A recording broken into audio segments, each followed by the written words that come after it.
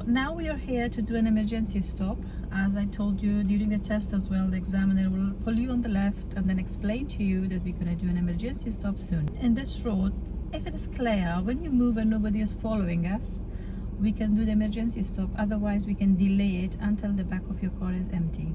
So I will keep looking around. If it is safe, then I will tell you to stop. Yeah? Okay. Do you have any question before? No questions. Okay, so move on.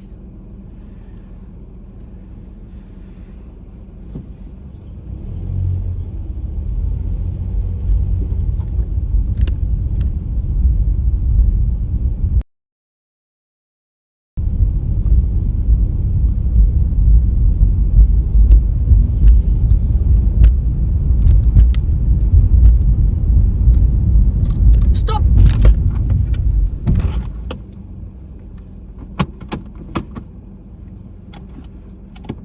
Thank you, Aswati. I will not repeat this one to you again today. Please move when it is safe.